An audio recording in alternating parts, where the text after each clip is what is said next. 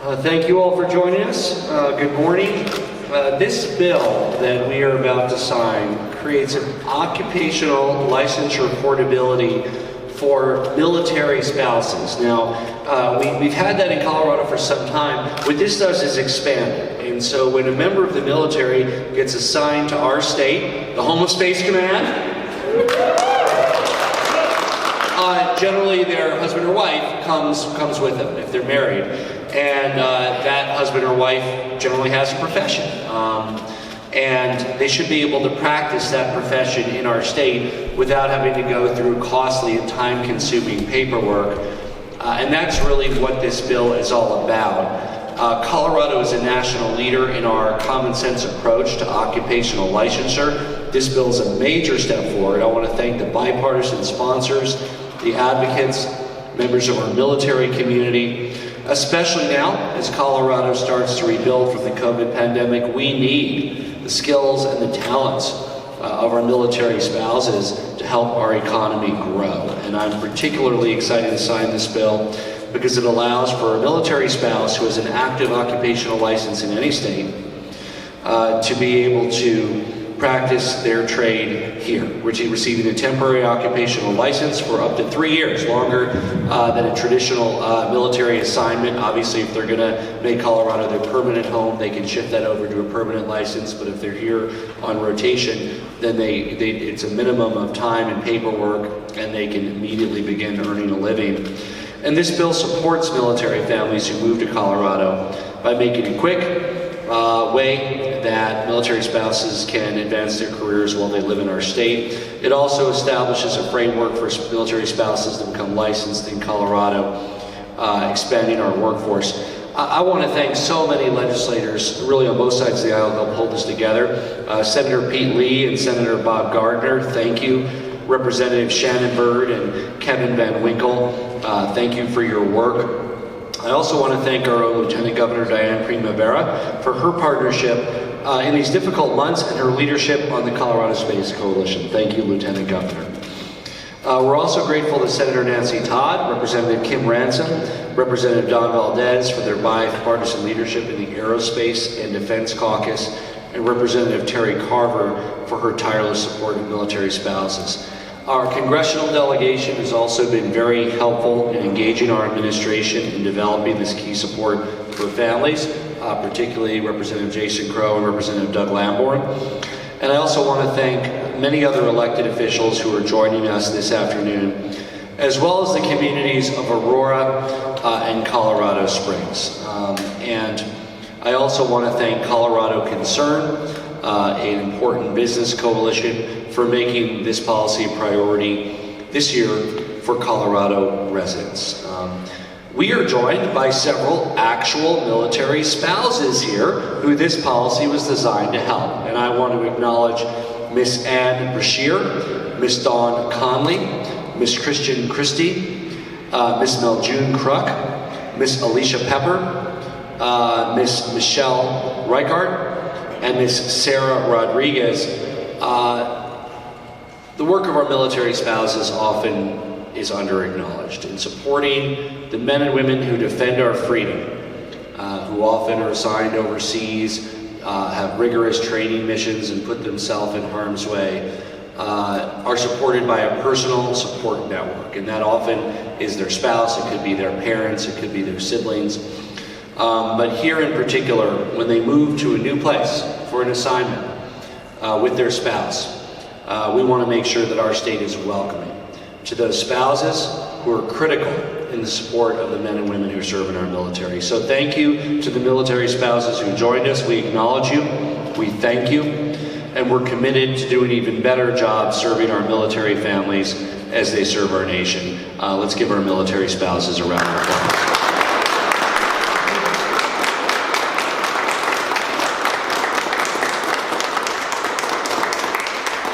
By the way, I think our military spouses here are all female, but I want to point out there are male military spouses as well, and their role in supporting their wives or their husbands in service is equally as important. Colorado is home to 7 military institutions, including Peterson Air Force Base and Buckley Air Force Base, Over 60,000 members of our military and their families live in Colorado, and over 400,000 veterans. We are proud. We want to be the very best state for veterans to live in, and we are grateful for everything our service members do. And we want to make sure that we have policies at the state level that support our service members and their families, and this is really an excellent example of this kind of change that has such strong bipartisan support that I'm so proud to sign here today.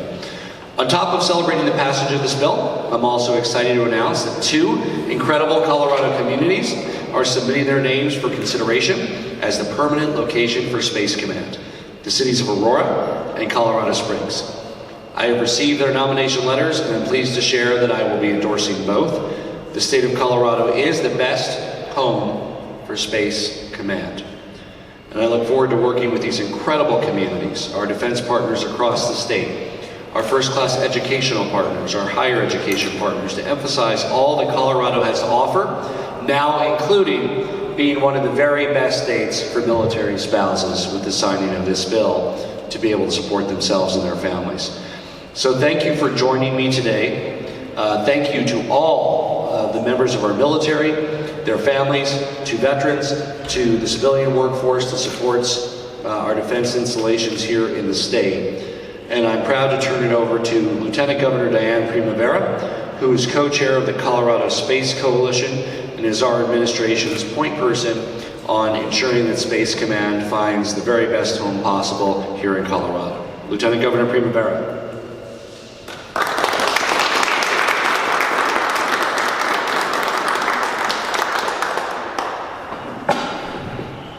Thank you, Governor Polis, for that nice introduction and for your steadfast leadership of our state, especially during these challenging months. So, good morning, everyone, and thank you all for joining us today. I want to thank again Senators Lee and Gardner and Representatives Byrd and Van Winkle for sponsoring this critical legislation. As both the Lieutenant Governor and the co-chair of the Colorado Space Coalition, I'm thrilled to be with Governor Polis this morning as he endorses the nominations of Aurora and Colorado Springs to be the permanent home of the U.S. Space Command. Sitting at the foot of the Rocky Mountains, Colorado is already a mile closer to that final frontier. We also possess a unique blend of military installations and commands, private aerospace companies, academic and research institutions, and government entities.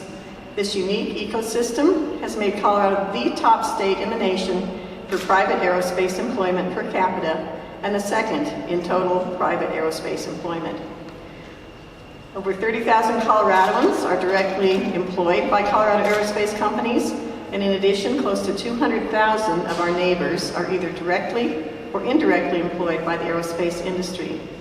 These workers are employed by more than 280 aerospace companies, and of these companies, nearly 64% are small businesses with 10 or fewer employees.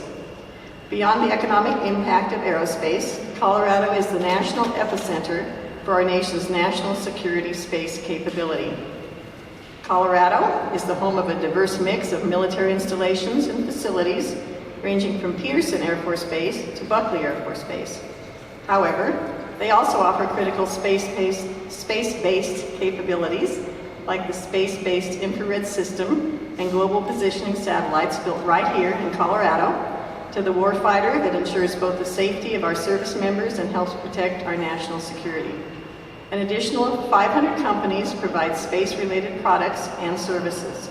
They help propel Colorado to the 4th largest high-tech industry concentration nationally. In addition to these companies, Colorado also possesses an innovative research environment. Locations like the Laboratory for Atmospheric and Space Physics at the University of Colorado Boulder and Colorado State University's Cooperative Institute for Research in the Atmosphere, not to mention the National Oceanic and Atmospheric Administration. They all help us better understand our world and the cosmos beyond.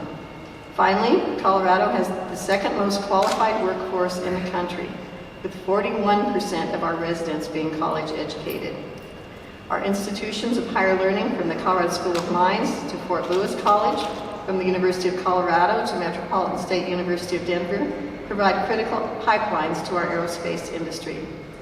As Lieutenant Governor, I'm immensely proud of our Colorado aerospace ecosystem, the role it plays in our economy, the role it plays in our national security and homeland defense, and the role it plays in our communal understanding of our world. Based upon our uncommon blend of capabilities, I believe that Colorado should be the permanent home of U.S. Space Command. Colorado is the historic home of U.S. Space Command, dating back to 1985.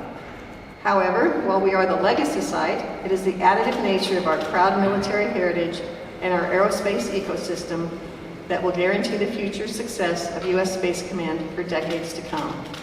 From the Rocky Mountains, Space Command will be best able to deter aggression and conflict, defend U.S. and Allied freedom of action, deliver space combat power for the joint combined force, and develop space forces to advance U.S. and Allied interests from and through the space domain. So thank you again for having me today.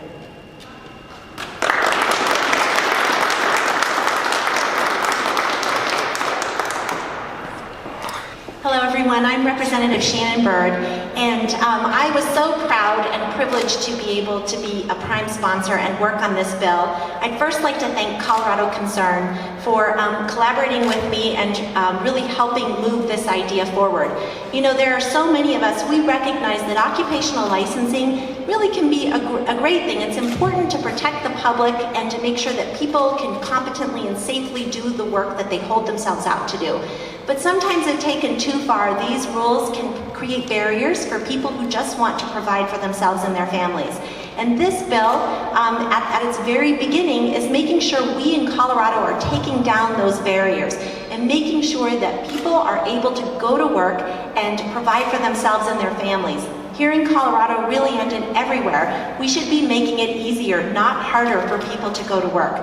So in addition to all of the important work that this bill does, allowing spouses of military families to come into the state of Colorado and practice their craft, which I'm thrilled that we're doing that. I wish that Colorado had done this years before, but we're getting it done today. But in addition to that, making it easier for people to go out, go to work, and provide for themselves is a key fundamental value for all of us, realizing again the American dream, to go out and live lives to our full potential. So thank you for joining in the celebration today, and thank you for Governor Polis for making this bill a reality.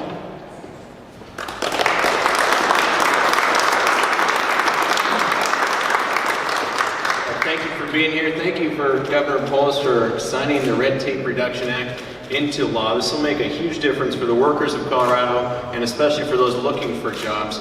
Many thanks to my bill sponsor, co-bill sponsor, Representative Bird. I couldn't be more proud to sponsor the bill, and to Colorado Concern and all of the great Colorado businesses that helped get this across the finish line. So, thank you.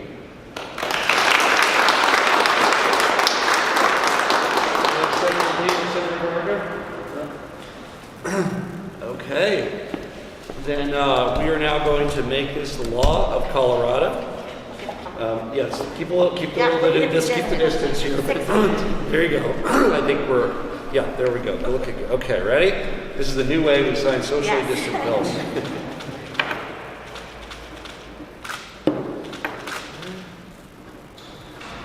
It's now official. It's the law of Colorado.